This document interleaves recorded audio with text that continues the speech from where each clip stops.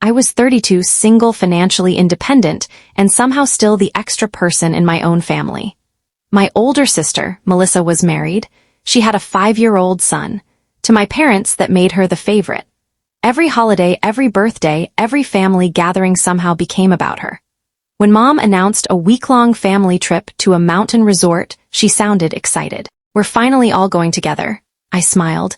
Maybe for once things would be different. I paid my share immediately, transferred the money the same day. Mom even thanked me. Everything seemed normal until we arrived.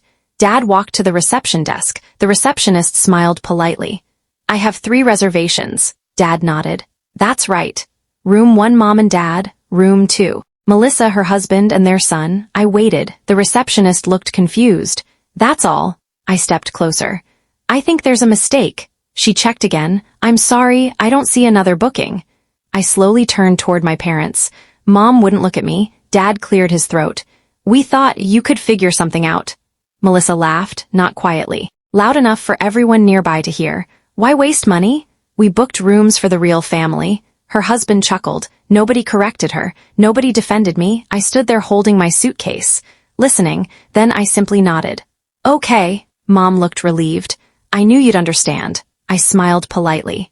"I do," then picked up my luggage. "If I'm not family, I won't stay." I walked straight out of the hotel. Nobody followed me, not one person. Outside, the mountain air felt freezing, but somehow it hurt less than what had just happened. I booked a taxi. The driver noticed my suitcase. "Wrong hotel?" I smiled. "Wrong family." He didn't ask another question. Instead of searching for another room nearby, I booked a small boutique hotel 30 minutes away. Quiet, peaceful, beautiful lake view, exactly what I needed. I switched my phone to silent, then walked along the lakeshore. For the first time in years, I felt calm. 3 hours later, I checked my phone. 23 missed calls, 11 text messages, 4 voicemails, all from my parents, not Melissa, not her husband, just Mom and Dad. I didn't respond. Instead, I ordered dinner, sat on the balcony, and watched the sunset.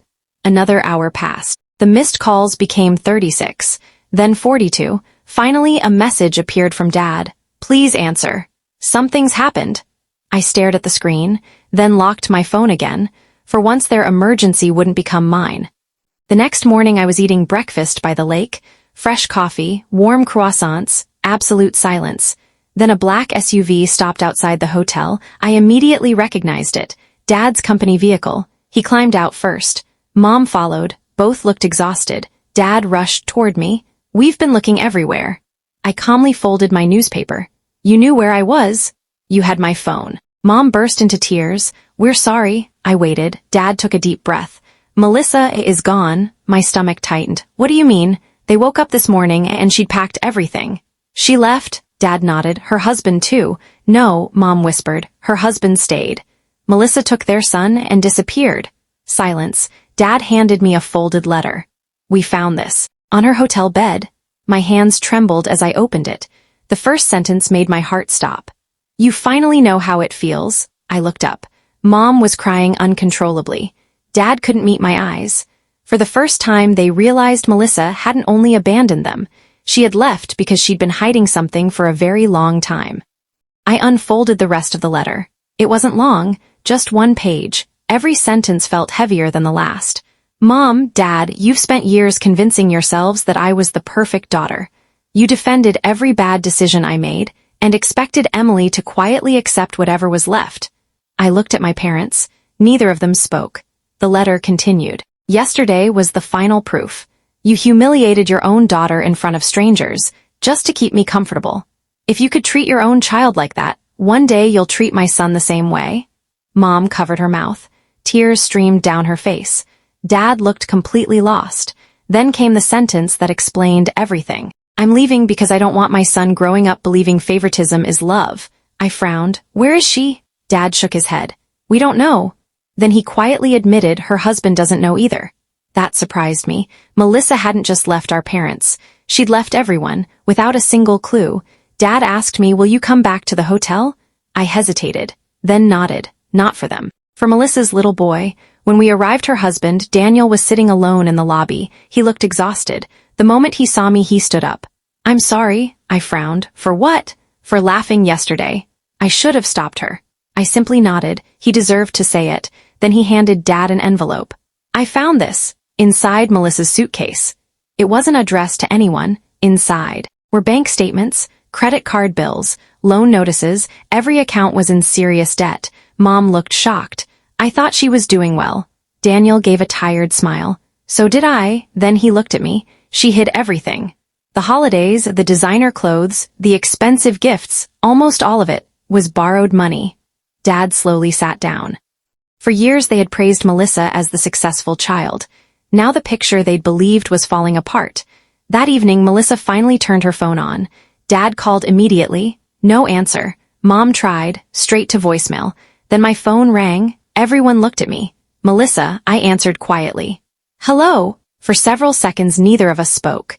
Then she whispered, I'm sorry. I closed my eyes. You don't owe me an apology. You owe your husband one. She began crying. I know. I've ruined everything. I asked the question everyone wanted answered. Where are you? I'm safe. And so is my son. I just needed to leave before everything collapsed.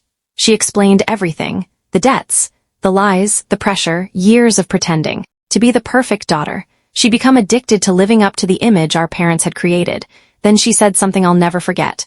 They didn't ruin me. They just taught me that looking successful was more important than being honest.